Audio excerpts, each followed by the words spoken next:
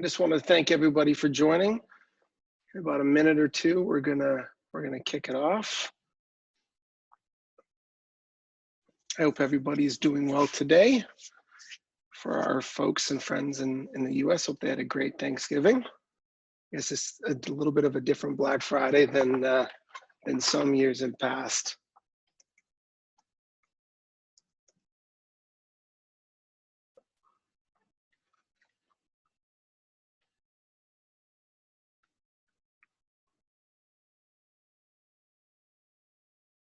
Okay.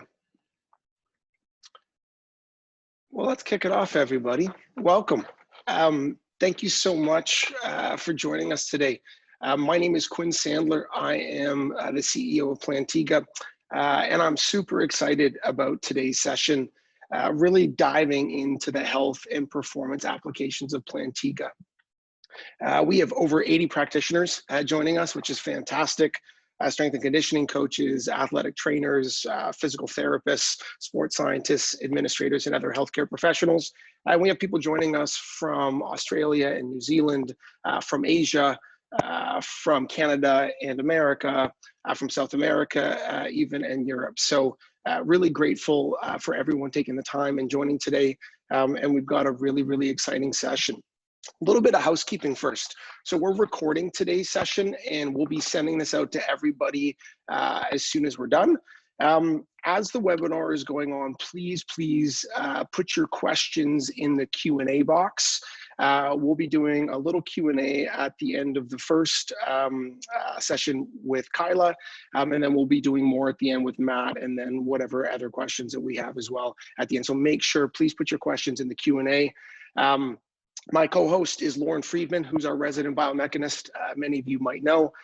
Lauren will be answering questions as she can as well as you're putting them down. And then if not, we'll get Matt and Kaila there. I'd like to do a little bit of an intro into the two speakers. So first off is Dr. Kaila Holtz. She is a physician. She is a physiatrist, a researcher, an educator, a Canadian Olympian, and an all-around amazing person. Second is Dr. Matt Jordan. He is a director of sports science at the Canadian Sport Institute in Calgary. He's an adjunct professor as well as an applied sports scientist, and he will be taking the second half. Really proud to be connected with both of these folks and really excited for them to share, again, the applications on the health and performance of the Plantiga platform. So to kick it off, I'm going to get going and flip it over to Kaila, who will start us off. So Kaila, please take it away. Okay. Yeah, you're good. Yeah, perfect. All right. Hi, Matt. Looking forward to this. Thanks for joining, everyone. Welcome from Vancouver, Calgary, and hopefully we'll have a great discussion. So today we're gonna break the talk into a few themes.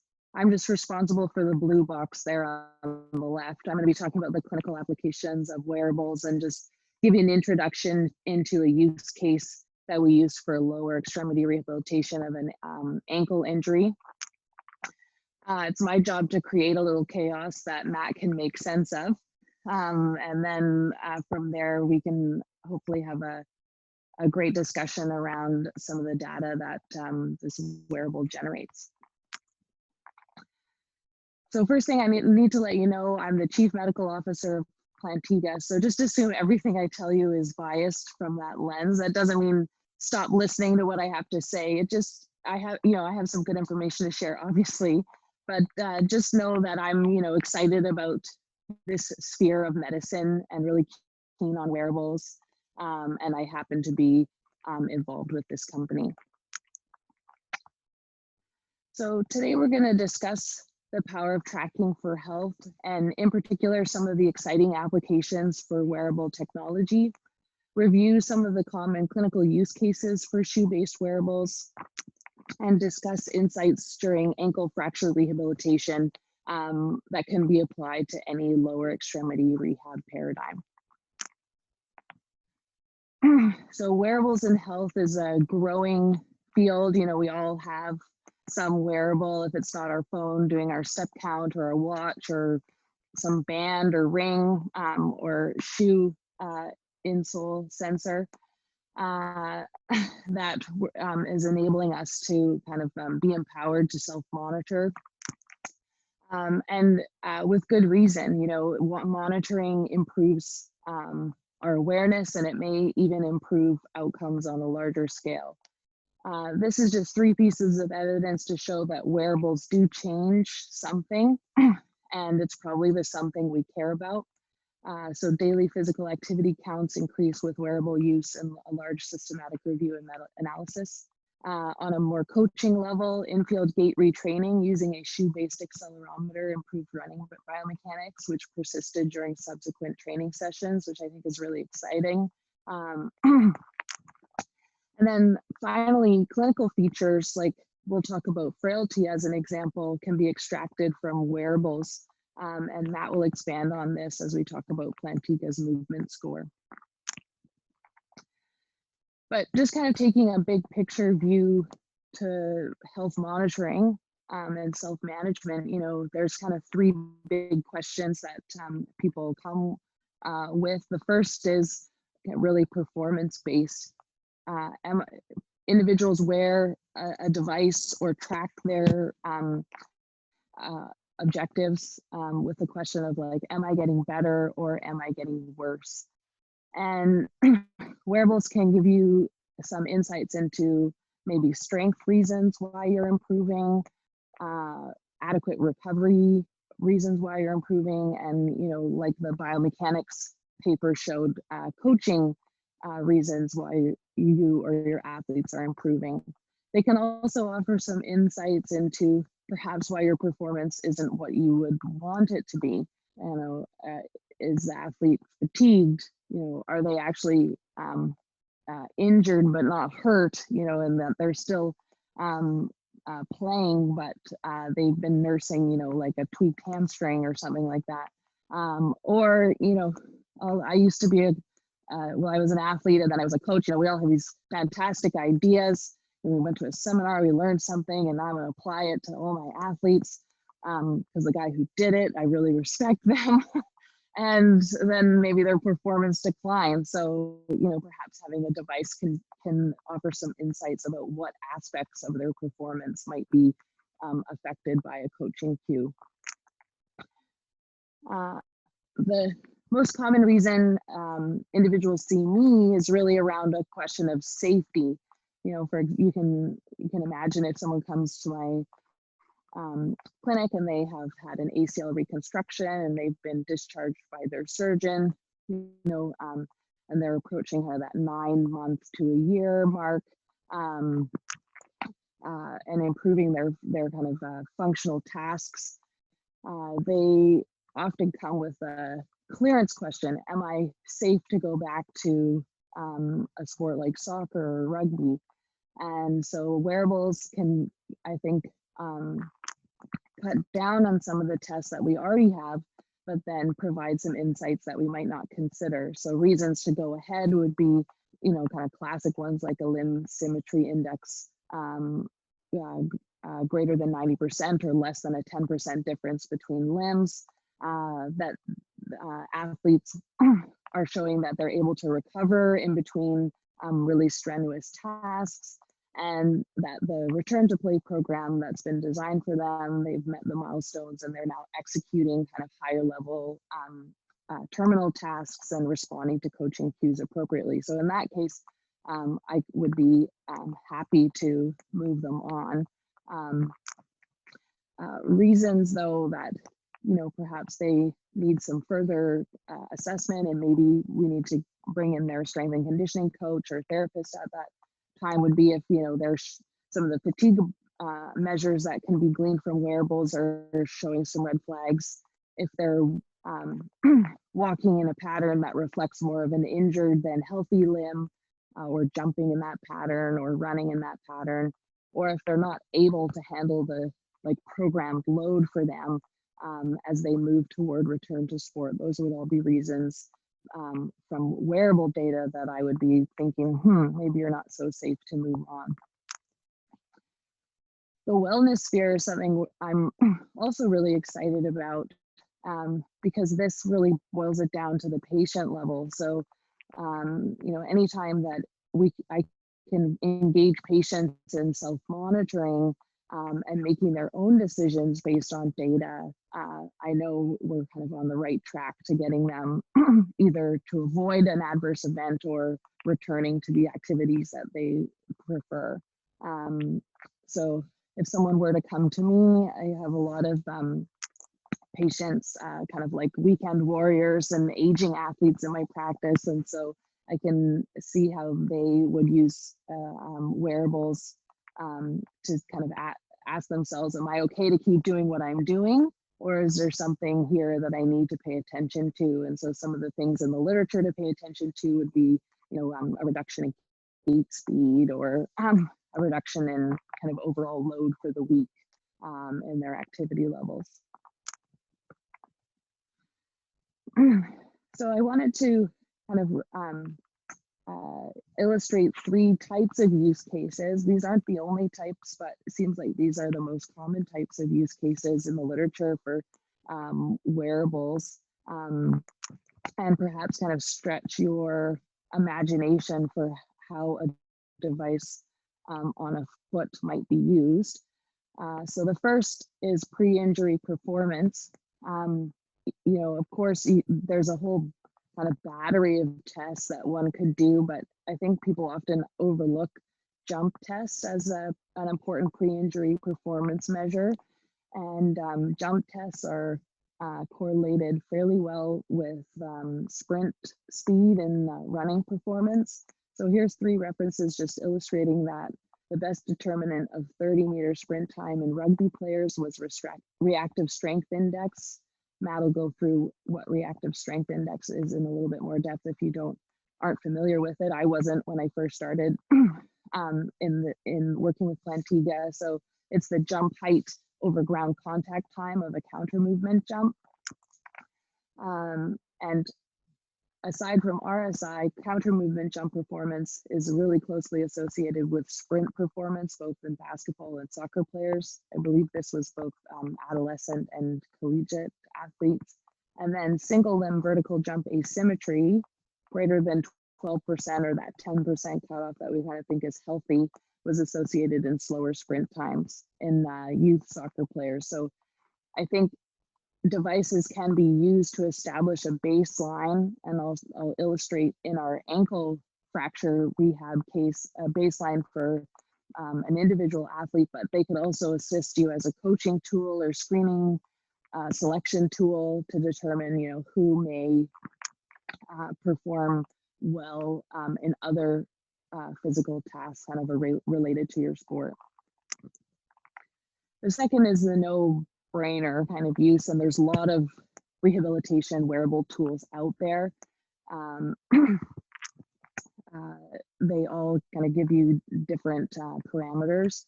In terms of what a shoe wearable or foot insole sensor wearable could give you, there's a really powerful kind of reason to measure limb symmetry. And you can do that a few different ways. You can do that using kind of manual muscle testing strength with various devices. You can use it in jump tests like vertical jump, horizontal jump. You could use it in counter movement jumps, RSI measures. So there's a few different ways that you can take this limb symmetry monitoring with wearables. And after something like an ACL repair, it's been shown that like an adverse event like a graft rupture or a contralateral tear is higher in individuals not meeting objective criteria, like having a limb symmetry of 90%. This is, I think, Matt, you're going to be speaking about this a little bit, but after an injury, as you know, there's a detraining phenomenon that occurs. And so just looking at someone as a snapshot in time as part of the spectrum of rehabilitation really misses a lot of important information and potentially puts your athletes at a disservice, because not only do you need to meet criteria like at one point in time, you should be developing a chronic load to a level where they could sustain like their usual weekly or monthly training load. And so having a device where you could not only capture some of that like snapshot data, but monitor load over time, I think is going to be really powerful to improve the success of lower extremity rehabilitation. Now, this might seem like it's coming out of left field for the performance crew, but as I was doing some reading for this lecture, 1 in 25 Americans will be over the age of 65 in 2060. I work with this population. They are extremely engaged in their health. They want to remain healthy and as active as possible. They have lots of resources in terms of time and funds to dedicate to monitoring their health. And if you are thinking about aging into your 60s, then I think you're missing the mark if you have a fitness center or an athletic and performance center or an orthopedic clinic. And the reason I think it's worthwhile giving some thought to is because there's a relationship between gait speed and falls risk.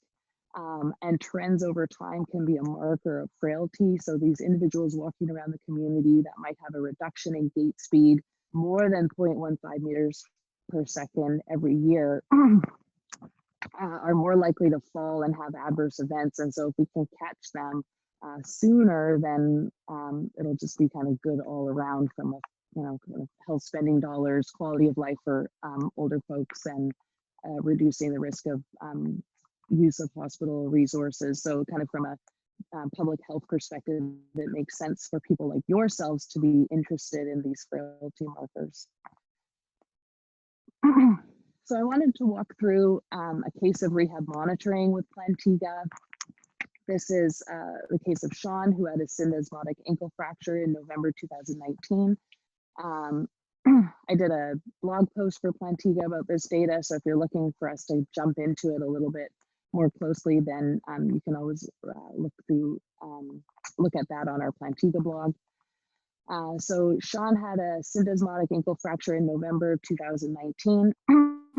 He had an operation and a syndesmotic like button, and was cleared by his orthopedic surgeon to begin kind of more formal rehabs mid-January.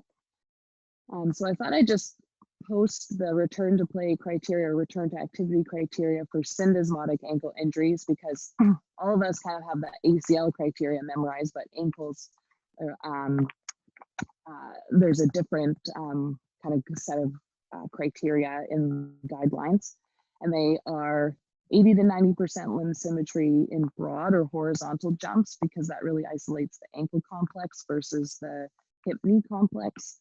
The ability to hop on the affected side for 30 seconds. I think this is just kind of arbitrary, more like consensus recommendation. Normal functional questionnaire scores, and then the ability to perform sport-specific maneuvers with good movement quality and little to no pain and instability. So I put these up there to illustrate that one of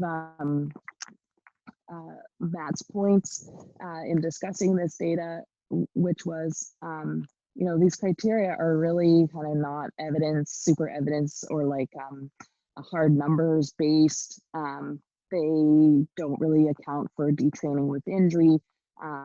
There's no, characterization of like what functional movements one needs. And so they're really broad, and that by being broad, they allow for a lot of flexibility. They also may result in practitioners kind of missing important steps that are needed on a return to play spectrum. So as I mentioned, Sean injured his ankle in November, and he began more formal rehab after being cleared to weight bear on that limb. And so this is a graph of gait speed. Over 1 is generally kind of normal, but for his population, it'd be like around 1.5. He's a healthy guy in his 30s. And so you can see the gait speed improves over time. So he's initially in a boot, and then he gets rid of the boot, and he continues to improve. He has a little blip here when he does too much, but on the whole, you can see kind of ends up plateauing as he gets toward normal. So one would expect that his walking speed would return to normal first before other parameters. And similarly, then G-force asymmetry during walking. Here you can see initially he was favoring his left side because it was an ankle injury, so he had high limb asymmetries, and then you can see his asymmetry data just normalizes, and as Matt will show you, kind of bumps around the norm for him. So this indicates his readiness to begin more strenuous activities. So Sean went through our jump test battery 4 months post-op in March. And some interesting things that I gleaned from his data was, you can see that for single leg jumps here, he has a large asymmetry for both height and distance. So even though he had an ankle injury, his knee, hip, like propulsion, vertical abilities were compromised. And then, of course, as you would expect, he has quite a large asymmetry in his jump distance or horizontal jump capacity. And when I chatted with him over the summer, really his question was, am I safe to be doing the run walks that I'm doing? I want to get back to, doing the fun things I was doing before, like trail running and playing ultimate. So am I safe to be able to do that? And his jump height asymmetry had improved. His jump distance asymmetry had improved. Wasn't within that like 10%, safe window to be going back to kind of soccer or ultimate or, football or something like that. But he was improving.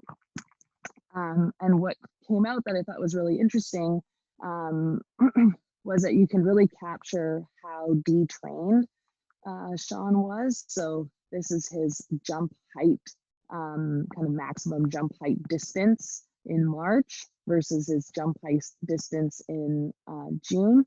And so in March, he's showing that he's significantly detrained relative to what he is now. We don't have any baseline jump data for Sean, but you could assume it's probably even better than these scores here. So it's important to consider that the healthy leg will also experience detraining effects, and a wearable device that kind of stores this data over time. You could do it with a tape measure and an Excel spreadsheet, but this is a really efficient way to gather this data and get these insights. So in his counter movement jump data, this again is supported that his average jump height is still 23% lower on June 19th as compared to July 19th. So he did have some RSI data kind of post injury. And so back in the summer of 2019, he was jumping at a much higher height. So he had much stronger quads and glutes than he did 7 months kind of post-op in June. So he still hasn't met his baseline with regard to his recovery. So Sean was making some gains jumping, and since running is essentially a series of jumps, I thought it'd be interesting to look at his run data. With an syndesmotic ankle injury, you would expect the ankle to be quite stiff. A stiffness is something that patients complain about forever after a significant ankle injury. And so I was curious, could we pull that out of his running data? And in fact, you can, which I'll show you here. But before I do, sorry, I'll just walk you through the counter movement jump data here to illustrate my point. So on the top of this jump series is Sean's left leg, and then on the bottom is his right limb. So the left limb is in orange, the right limb is in green. On the y-axis, this is the magnitude of the G-forces on impact at landing. So the orange or left limb, you can see they're kind of all under that 10 threshold, whereas on the right, they're above the 10. And so this indicates that Sean's ankle stiffness is manifesting in higher G forces on landing. So even though he's symmetries are improving, you know, with the one leg versus the other leg, when he's in a counter movement jump where he's having to land and create force repetitively, we can pick out that his right ankle is a little stiffer, resulting in higher forces. And so we don't have, there isn't a way to calculate the kind of sum difference between the two, I believe, yet, but this is something that I think would be really useful to practitioners to just kind of eyeball and see where they're, what the magnitude is of the landing impact forces. So as I mentioned, running is just a series of jumps. So then I wanted to look at Sean's running data and see if he was displaying this similar pattern. And in fact, he is. So this is left, this is right. And so on the unaffected side, this is kind of with an eye of faith, there's less variability and the forces are lower. So this is that 14 bar here and the 14 bar threshold on the top. So you can see most of the green is above the 14 and it's really choppy, whereas this is a little bit more uniform here. So this is an insight that one of the physiotherapists using Plantiga had offered to the group. And after hearing it, I thought, I wonder what Sean's data looks like. And it does support that in an activity where he's needing to control the chaos of running, he's having some difficulties. So in June, I concluded that based on wearable outputs, that Sean continued to struggle with ankle stiffness, which is, as I mentioned, a common sequelae of an ankle surgery or complex ankle sprain. He was safe to continue doing run walking.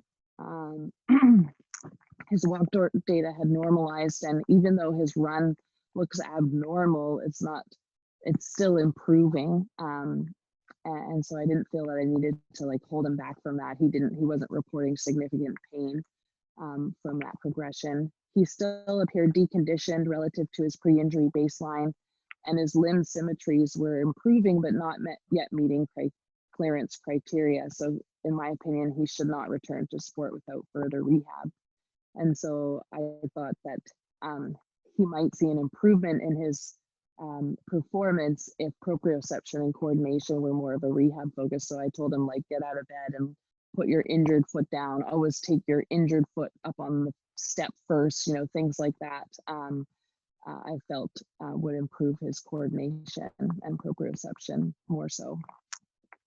So that's just a little snapshot into monitoring with wearables as an exciting proposition. They improve physical activity. They may improve outcomes.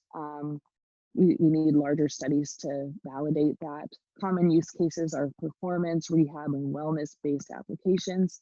Wearables can determine gait and jump parameters and drive insights into important aspects of recovery the naked eye can't detect, like ankle stiffness and coordination deficits. And of course, can't have a summary slide without saying more research is needed.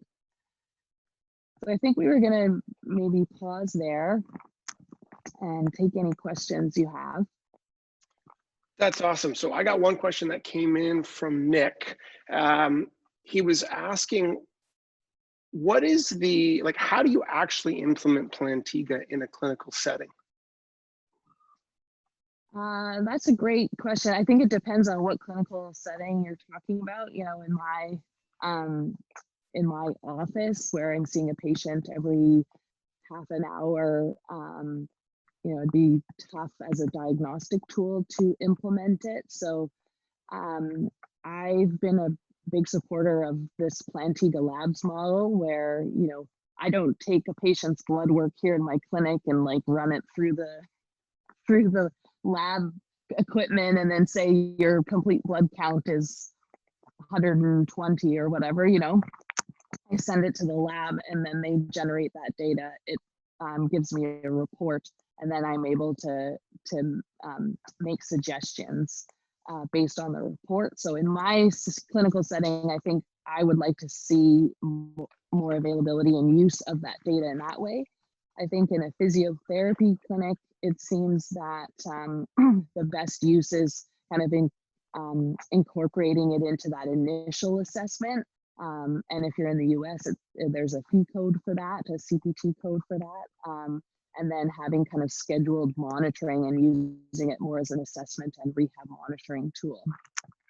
That's a great question. And there's probably a lot of practitioners on here who have various ways that they've integrated it into their workflow. Gotcha. That's awesome. Thank you. I got one more question and then we're going to go on to Matt's section. So this is from Heather. On the topic of ankle stiffness and analyzing the comparison of the G-forces between the right and the left, would taking the integral give you a quantitative measure of relative stiffness between the two ankles? That might be specific. That's a great question. I feel like that's so above my pay grade. Maybe Matt can help with that. I'm sure, yes, you know, mathematically, absolutely, there is a way to quantify the difference between the two, and our team's actively trying to figure out, you know, what aspect of data are we really most interested in of that spiky bit, and then how can we capture the magnitude of difference between the two. So any ideas from the peanut gallery I think would be welcome, but that yes, absolutely, there is a mathematical way of capturing that. Totally. No, that's helpful. There's a couple other questions too, but we're going to leave those until the end. We're going to kick it over to Matt. And again, awesome to see these questions coming in. Please just fire them in there. And if we don't get to it on this session, then we will definitely follow up and answer that over email, or Matt and Kaila will. So Matt, we'll kick it over to you. All right. Fantastic. Thanks, Kaila. That was a great presentation. So nice to hear your perspectives on using this technology. I would agree, you know, it's many different applications, from health to wellness to fitness and performance, and obviously rehabilitation. I'm going to take, I guess, a little bit of a different approach on this in terms of just highlighting a little bit more on Plantiga, but I do want to disclose, as well as did Kaila, that you know, I do have material involvement in seeing this technology develop. You know, I don't think that this undermines the information I'm about to share here, but I think it's important for everybody to know that that I do have an involvement in the company and obviously in the technology. I think to start off, you know, I just maybe talk a little bit about where I see this fitting, and you know, Quinn may have mentioned, you know, my background is actually as a strength and conditioning coach working with Olympic bound athletes, and one space that I've been spending a great deal of time in over the past decade has been in the area of helping our winter slope sport athletes get back after ACL injuries. And I think that when you look at the world of sport injury in general, I think that we sort of see that this is a highly complex and uncertain space that we're in. You know, multiple factors, you know, sort of nonlinear relationships. There's a lot to be sort of harnessing when we talk about injuries. And, you know, I think consequently, you know, what we often see, and I think the science suggests this as well, is that, you know, maybe A, because it's not feasible, or B, because it's not intuitive, most practitioners sort of end up relying on their eye as being the sort of judgment as to whether or not athletes are fit to get back to sport after injury. You know, there's been papers that have suggested, you know, relying on time since surgery, time since injury, you know, this sort of eye check, how did you move, how did that look, is kind of where it maybe starts and ends. But I guess the question is, you know, is that enough? And as somebody who's obviously scientifically minded, but also a practitioner, I guess I've always sort of struggled with this. You know, where does all this stuff fit into a holistic approach to helping athletes after injury? And I guess I would just like to sort of set this up by saying, you know, obviously we have our instincts as coaches or as practitioners, but you know, I think this idea that we are constantly searching for facts is an important part of sort of uplifting our approaches just collectively as a professional disciplines. And I really like this quote at the bottom, that we're searching for facts, but when we find facts that don't fit with our beliefs, we have to change our beliefs rather than trying to twist the facts to fit with what we expect. So even as I go through here today, I try my very best always to let the data speak for itself. And there's obviously, this is why we do this type of thing, is to be able to share our perspectives and to do so in a way that's verifiable and that others can sort of see where we're coming from.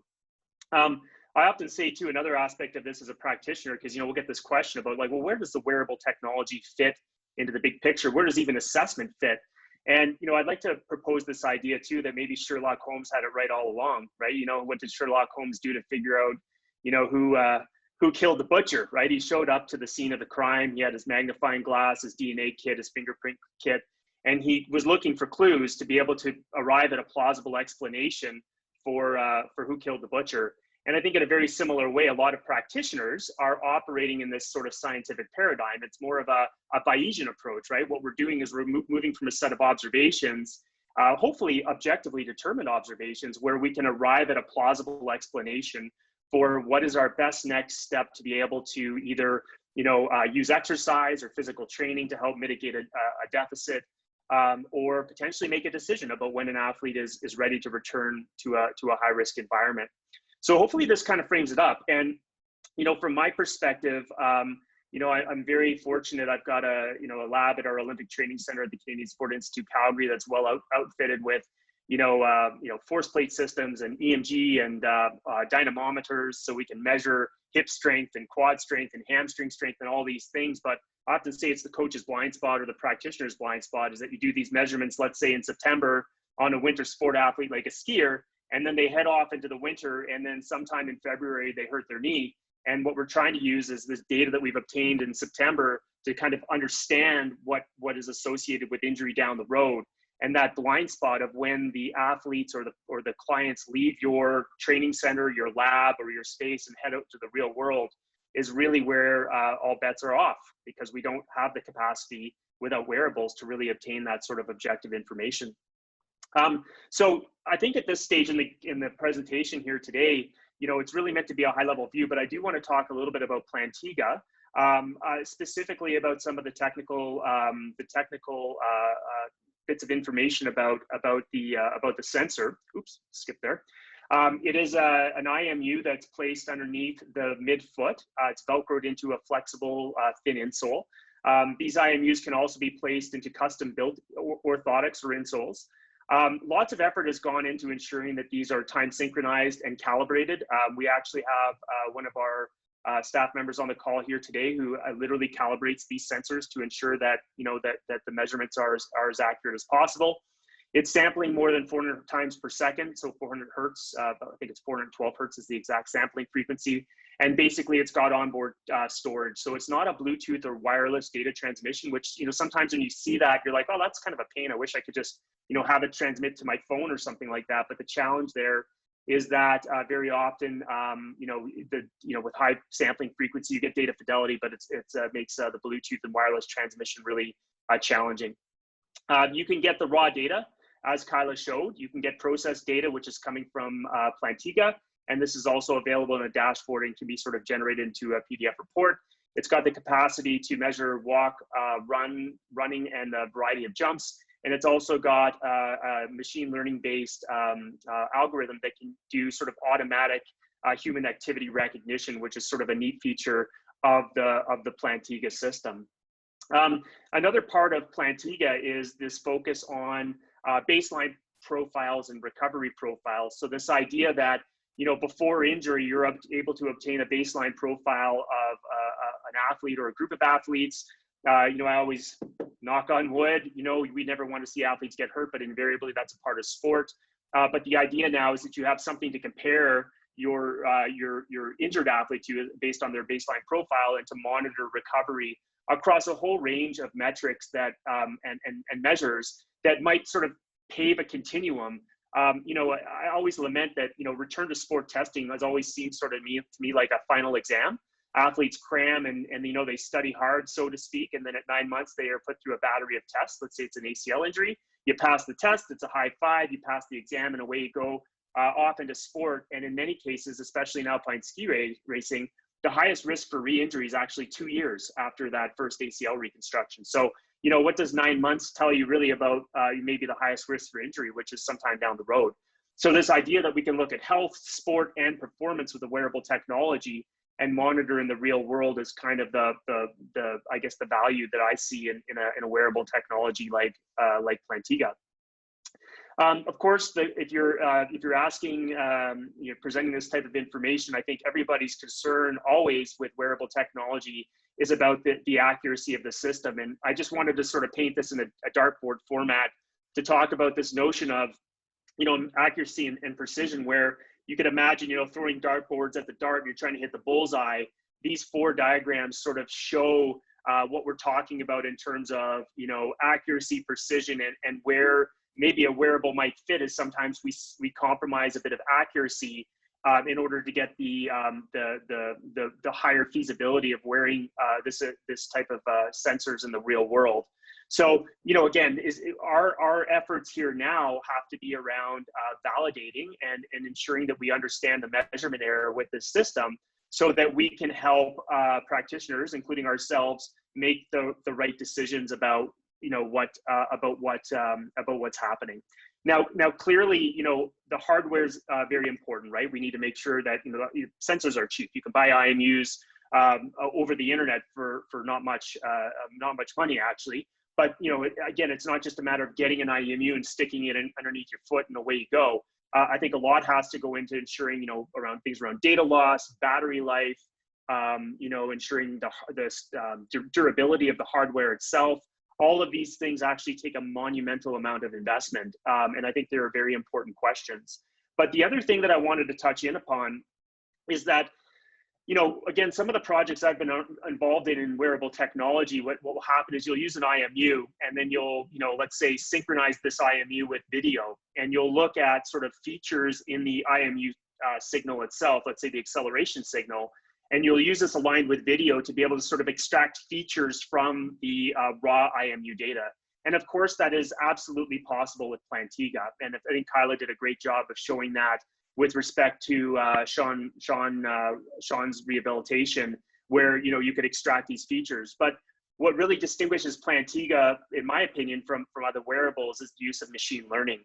And in this case, again, I give big credit to Sean Ross, who's the chief technical officer, and also the individual who was part of that case study, where Sean, coming from a background with Tableau and many other very prominent technology companies, right away when he looked at the data, he saw that this was a prime opportunity to use something called deep learning, which is how, let's say, Google recognizes a cat from a lion.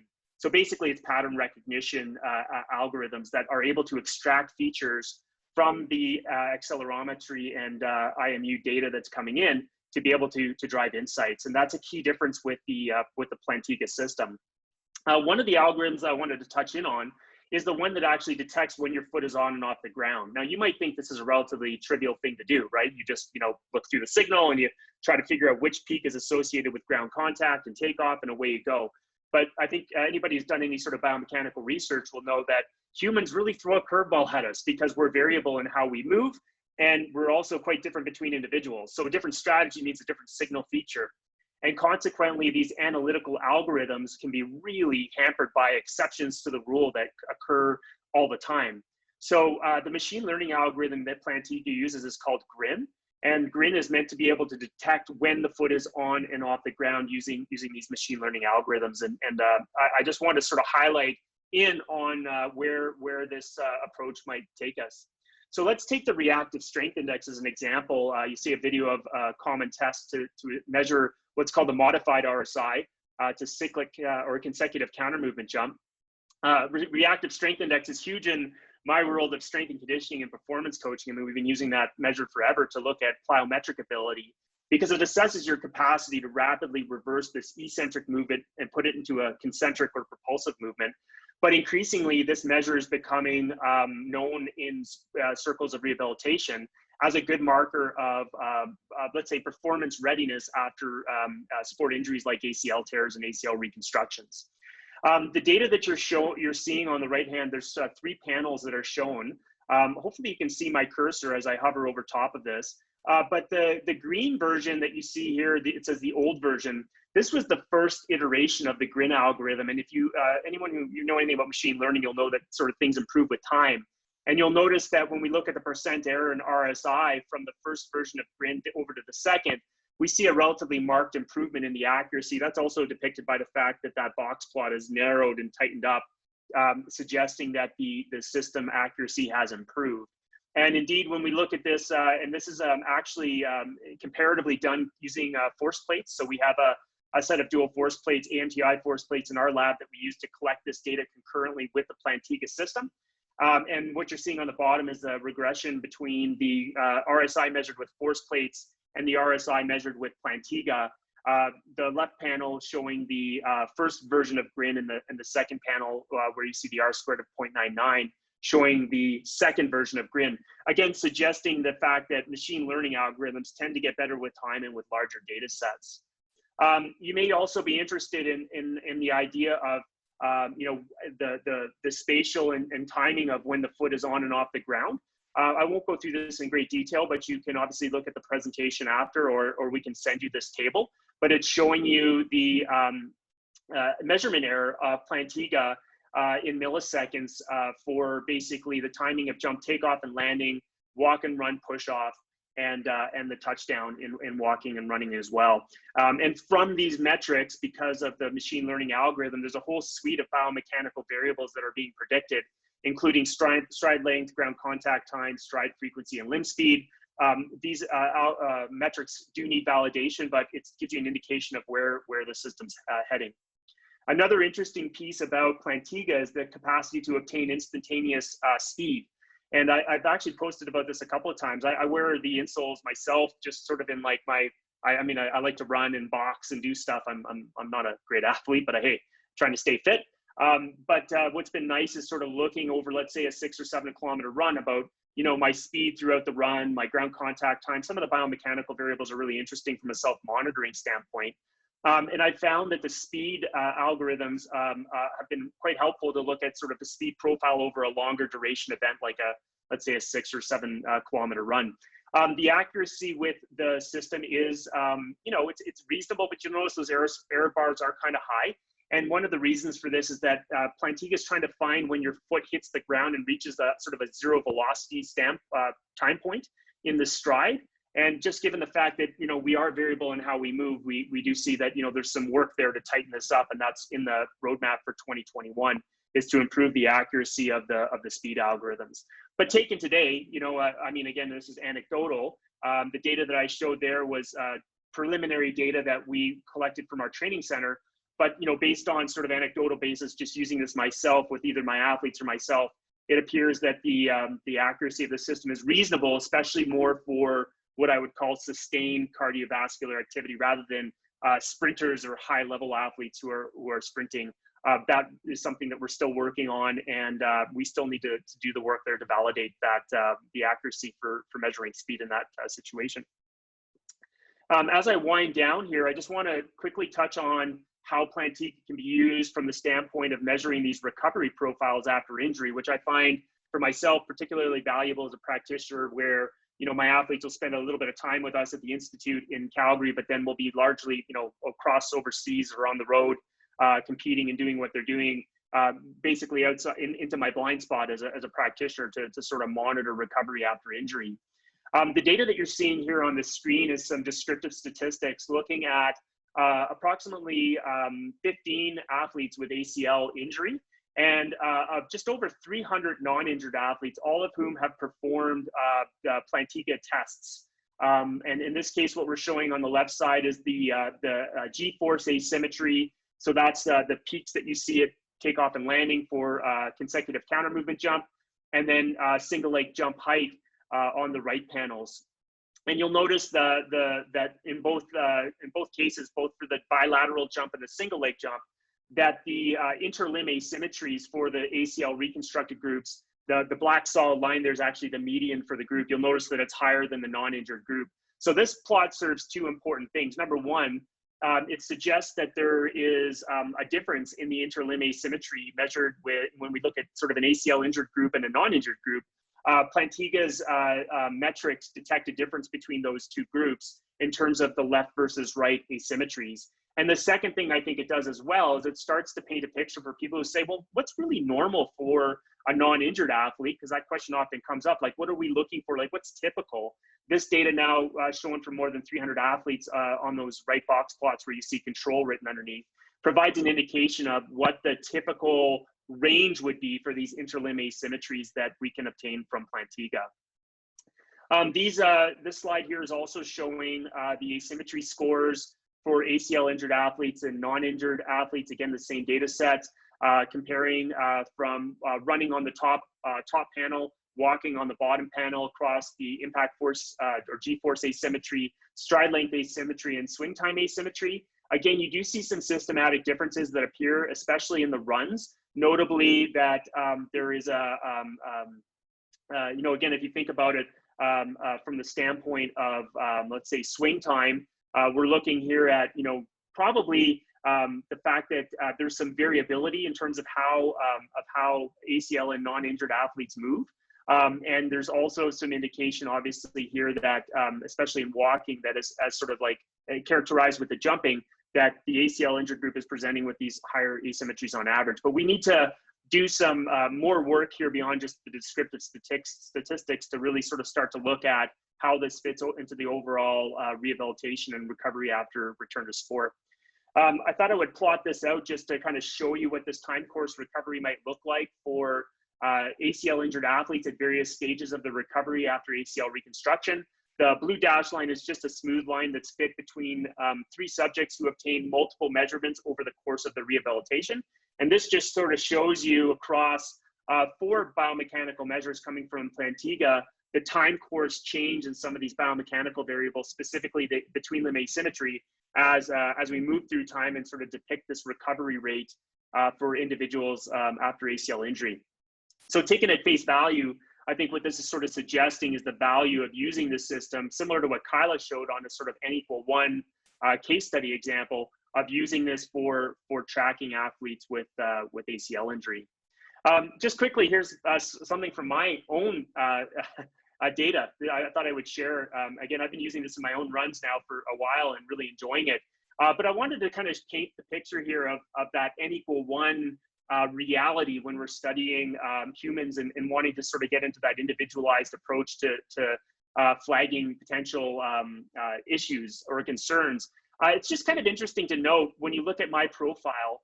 This is me in running.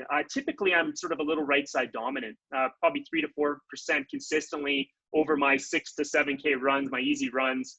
You'll notice that these blue dots are representative of that trend. And I just wanted to show this trend here, which is interesting to note. It's just along here, very subtle. We're not talking a massive shift, but instead of that usual 2 to 4% right side dominant trend that I typically have, it was interesting to note that this is a recent little flare up of my Achilles tendinopathy, which caught me off guard. And again, just the fact that I was wearing these insoles, I can go back, kind of take a look. I wonder if anything's changed. And it was interesting to note that just through that time period where my Achilles was starting to cause me problems, I became just a little bit more left side dominant. And as I sort of recovered in through more recent runs, I'm kind of back into that normal zone where I typically find myself. And you know, obviously I did a little bit of self-rehab through that time period as well. But it just gives you an indication of maybe how this data could be useful on an N=1 sort of basis. I want to kind of finish off in my final few minutes by talking about another interesting algorithm that Plantiga is using. This is using machine learning to actually predict the presence of movement patterns that are associated with people who have ACL injury and those associated with people who are non-injured. So in this case, what Plantiga has done is to take a look at movement patterns in walking and to use machine learning to predict that your movement pattern looks like a healthy group or a group that has an ACL injury. And it's an interesting algorithm that's in development. And essentially, it's going to give you a movement health score because it's going to allow you to sort of contextualize your quality of movement in a kind of an interesting way. On this note, I wanted to show just some easy, preliminary data looking at stride length limb variation. This idea of how variable we are when we move is another potentially interesting application of the quality of movement. And in this case, what you'll notice is just looking at the control limbs. So this is our 300 non-injured athletes, and these are our ACL injured athletes on the right-hand side. You'll just notice that the variation in terms of stride length is actually quite a bit lower in the ACL injured limbs compared to the non-injured limbs of the control group. Again, just sort of suggesting the application of using Plantiga with this idea of assessing movement quality in injured and non-injured individuals. Just the final few slides here as I wrap up. You know, I often use this slide. I actually drew these little lines here by hand, you know, to be able to talk about this idea of complexity in human movement. This notion that, you know, there's a movement complexity sweet spot kind of in the middle where we're not too rigid, we're not too chaotic, we're sort of displaying this normal amount of variability in movement, which is often associated with either, you know, learning new tasks or maybe some sort of neurological impairment, or on the other hand, maybe where our movement patterns become quite rigid when we're injured. And I just wanted to kind of paint this picture that Plantiga is allowing us to now get beyond me having to draw a squiggly line in a PowerPoint presentation, or, you know, collect this stuff in a much more sophisticated biomechanical environment. And what you're seeing on the screen is my animation of what are called movement maps. And here, movement maps are sort of painting a picture of what the right side is doing while the left side is, you know, in a particular phase, and vice versa. And these movement maps create an image that we can use to be able to quantify essentially the quality of movement. And so just to give you an example of what we might see from these movement maps, the top panel is showing right foot pronation. So again, this was done with somebody who was exaggerating pronation and walking. And the bottom one was exaggerating a high impact upon landing on the right side. And it's just depicting the normal gait pattern in blue with the abnormal or aberrant gait pattern in coral, to show you an idea that when you sort of plot the left versus the right in these phase maps, you can actually see the quality of movement. And I guess to some extent, the fact that we can identify a different shape in that pattern. And this is kind of the foundation of what are called Plantiga's movement maps. And they're actually among the most interesting aspects of Plantiga from my perspective that's in the system and the platform today. This is the example of how movement maps have changed in an individual with an Achilles tendon injury, noticing from sort of early rehab, mid-rehab, and back to a pre-injury baseline. You'll notice that the symmetry in the movement map has restored itself to kind of like this X shape, which would be expected in a 2-minute walk test, where you expect the left side and the right side to be somewhat symmetrical. And you know, taken together, I mean, I think that's the kind of future where Plantiga will be, is this idea of a machine learning driven system that can, you know, really make these predictions and give insights around our health and performance.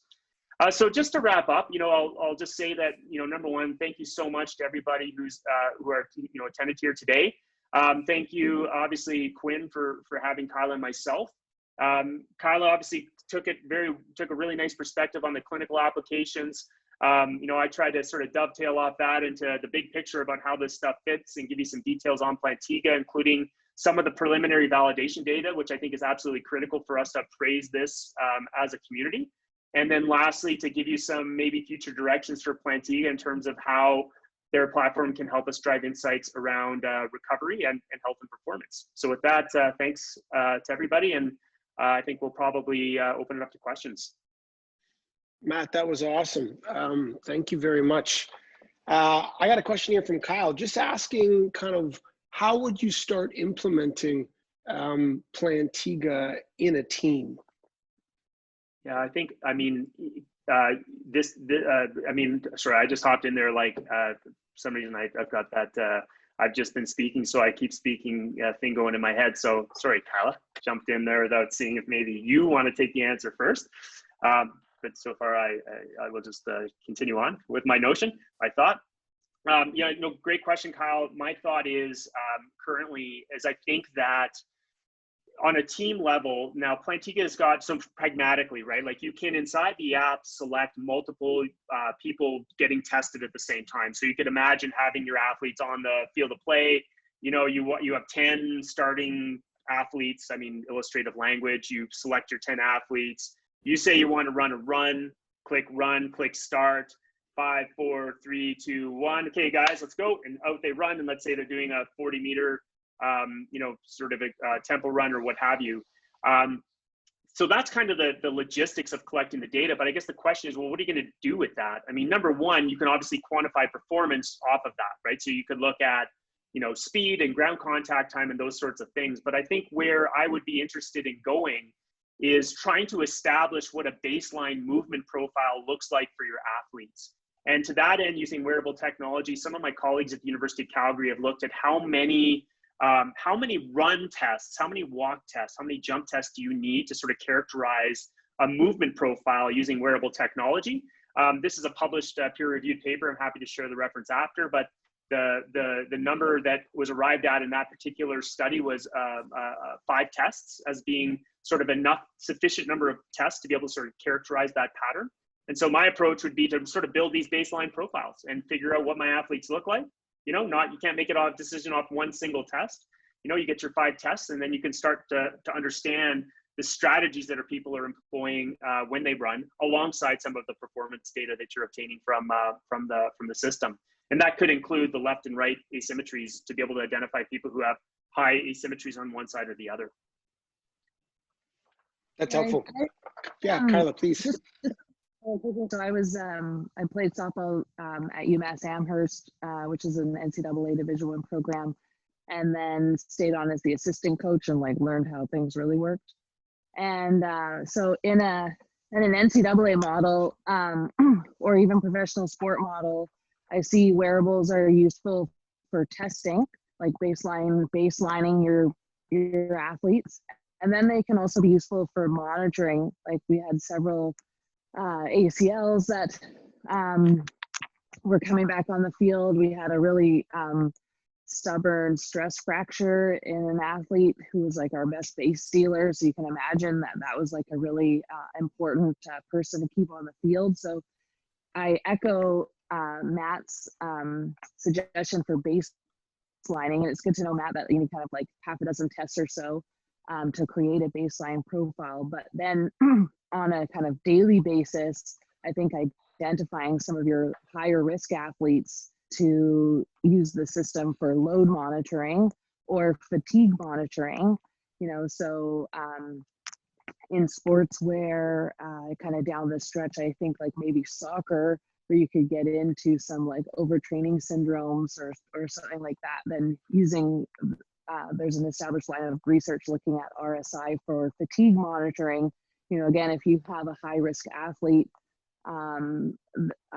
using the device to monitor them more closely on a daily basis would be really useful. And then beyond kind of like if your athletes have an injury, and then you can kind of monitor their rehab. That's awesome. It's very helpful. There's a question here from Sam asking about, could we give, or Matt, could you give any more detail on movement maps? And kind of just speak to that just a little bit more. Yeah, totally. I mean, I think, you know, maybe what's best here is I'll just kind of flip back to this. I mean, it's not, I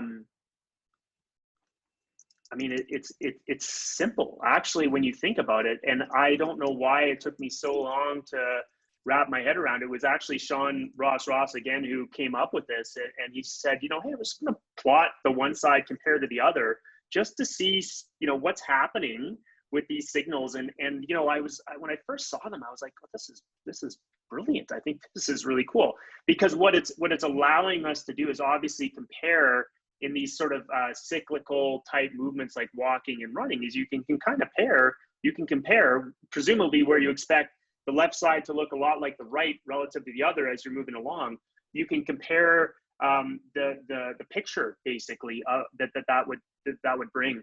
And, you know, again, if kind of walk through this in sort of simple terms, what you see here is you've got, let's just take the bottom panel, which is the impact force, the G force when we hit the ground. And these are scaled to the same. And what basically happened here is we had Lauren, our biomechanist, basically walk as though she was doing what basically was pictured in Kaila's case study with Sean, which is that if you're injured, you know, you tend not, I mean, this is a generalization, but one thing that sometimes happens with injury is instead of using your muscles to absorb external energy as you touch the ground, is you stiffen out your joints and you hit with a higher impact. And that's, you know, that was what we were trying to simulate here. And essentially what you see is on the right side with this right limb high impact is you see this distortion in the shape of the movement map. And if we compare that with the pattern on the right, you'll notice that it's more symmetrical in terms of, you know, kind of looks like, you know, a plus sign. So that's the picture, right? The picture is sort of this idea of what's happening with the left relative to the right. And obviously you can look through medial lateral acceleration, vertical acceleration, front to back acceleration, and you can develop these maps to be able to sort of have an understanding of what you're seeing. Now, I believe there might be some slides at the end here where Lauren, our biomechanist, put this together to kind of illustrate on Plantiga what you would be seeing. And I think this is an important point to say is that, you know, today movement maps are qualitative, but they're allowing us to maybe bring some objectivity in terms of how we're quantifying movement, in terms of being able to create these qualitative or pictures that we can essentially look at. I would argue that, you know, the machine learning algorithms that are looking at sort of movement, these pictures and then extracting insights might be where the measures come out of it. But for today, what you can do is using this sort of the screenshot that you see right now is you can identify, you know, right toe off, left toe off, right heel strike, left heel strike, and you can look at these patterns to be able to identify distortions in movement where, you know, there either might be some sort of asymmetry or potentially just aberrant gait pattern that's consequent to some type of injury, and it's occurring in a particular phase or particular plane that you know, now that you know it's there, you can address it through either physical training, mobility, you know, whatever the intervention that you determine is right. You could address it and see if that actually improves outcomes. Totally. No, and the way that I look at it, it's imaging of the kinematics of the limb, which is awesome. We actually have a question here from Dale. Having been in the footwear related world for 20 plus years, I'd be interested to know how Plantiga outcomes will vary depending on footwear, both by manufacturer, kind of like New Balance versus Brooks, and by type, running versus court. Yeah, that's I'm curious as well. We've just in talking to some of the foot and ankle specialists here in the city, you know, everyone's really focused on foot pressures and toe pressures, and you know, does Plantiga give you that information? And I look to movement maps and I say no, but it gives you the consequence of these different foot pressure patterns and provides you the insights of the swing phase, which those devices don't capture. And I think as we use movement maps more and more, then we'll start to understand that the pattern of swing phase might be related to the pathology, but you know, if someone has a neurologic illness, for example, but it is also likely related to like the pattern on the ground, which kind of speaks to your question, is likely influenced by footwear or brace or, you know, a stiff first toe or something like that if they have arthritis. So, you know, I think your question's right in line with where we're going with this. It'd be nice to try and capture some of that. Like Quinn, like you say, almost like a radiologist looks at an X-ray and said they're not measuring, you know, the picture brightness and contrast that you can, but like just from looking at the image, you know, they can say, oh, that's a spot there or not. I think, you know, we'll be able to do the same with movement maps. Totally. One thing that we're doing right now, just to kind of share with everybody, is Plantiga is entering to the beginning phases of a study with Chris Napier, who is a sports physical therapist and a researcher around running. So we will be doing kind of a bunch of work around our metrics in running over the next year, which I think will be really exciting. Matt, I got a question here for Tom, or from Tom, just asking for kind of how you look at that baseline profile and that recovery profile, because again, Plantiga provides data on walking and running and different types of jumping and open activity. Like, how do you view collecting that kind of full picture of data? Just to speak to that a little bit more. Yeah, I mean, I'll just kind of go back to my profile here a little bit. You know, I think number one is that, so think about it like this. A lot of time we talk about, we'll just use the example of limb symmetry. And you might think about your capacity, like strength, power, your reactive strength index on your right versus left. It's a measure, you know, what we're trying to do is get you to a place where you jump as high as you can on your right, you jump as high as you can on your left. We find that true maximum when we compare one side to the other. And very often, you know, Kaila put this well, we're trying to achieve this limb symmetry index of 90% or higher, or 95% or higher, from a performance standpoint, or maybe from an injury standpoint. The challenge that we have with movement is human movement is obviously variable.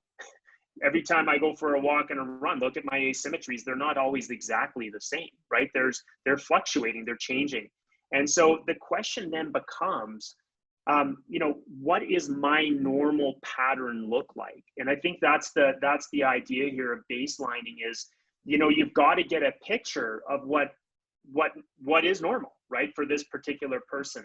Now, again, one strategy around that I would paint is, again, key strategy for yourself, or if you're using this in a group situation, is you're going to need multiple data points to start to build that picture.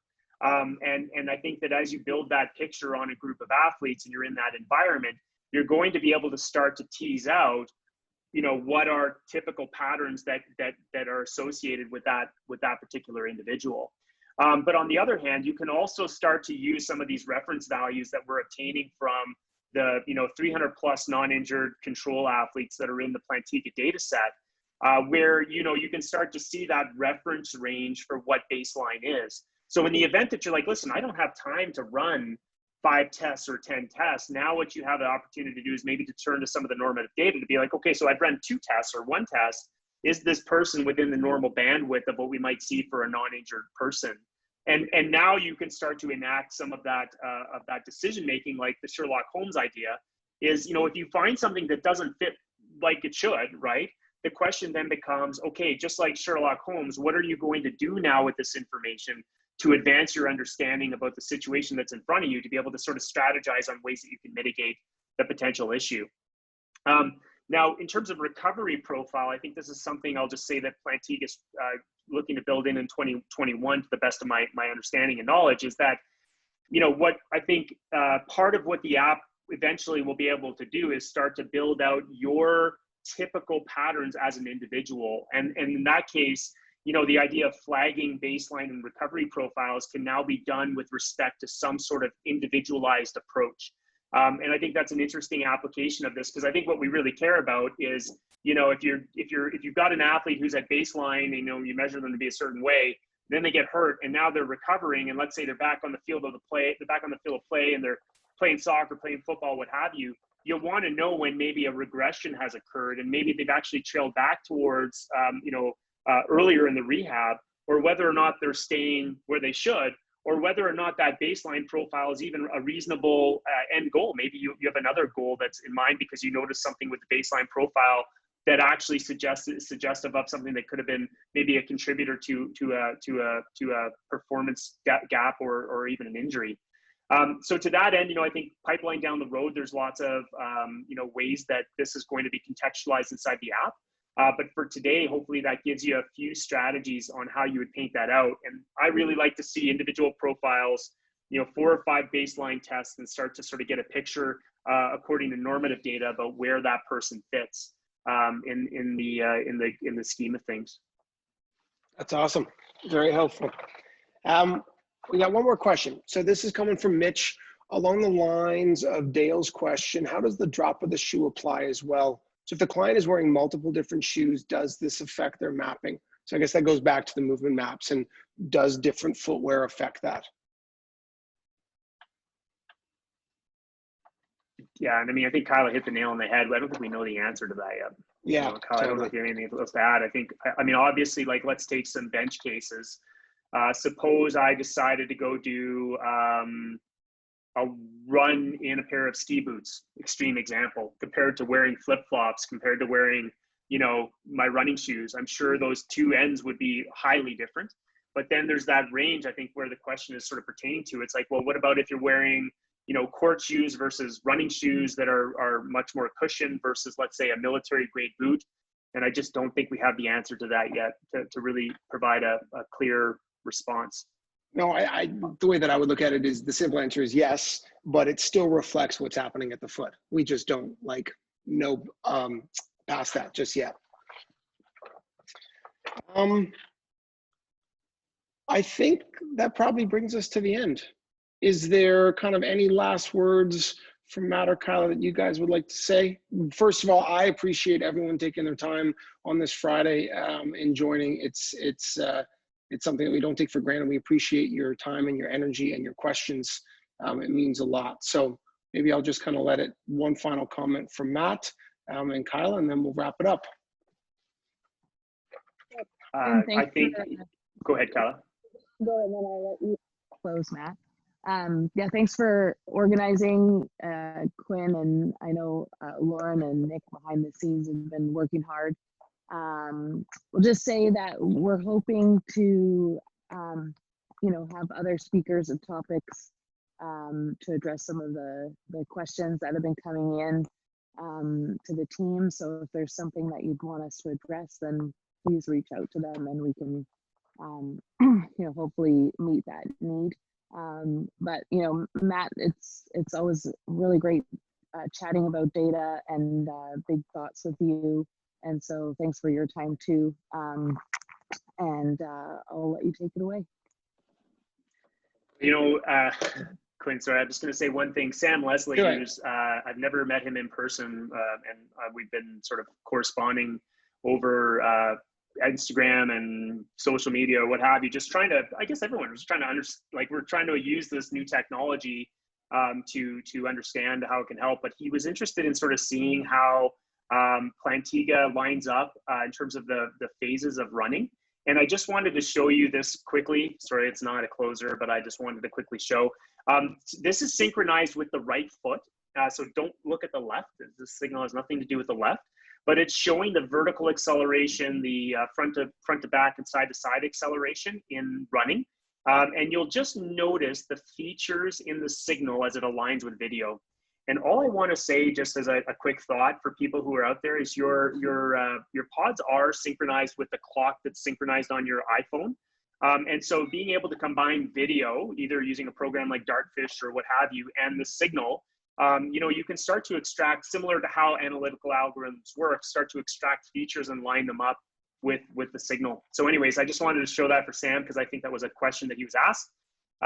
But you know, maybe I'll just kind of wrap up by saying and echoing Kaila, there's going to be, you know, lots of more work happening in 2021 with this, and specifically other people who are involved.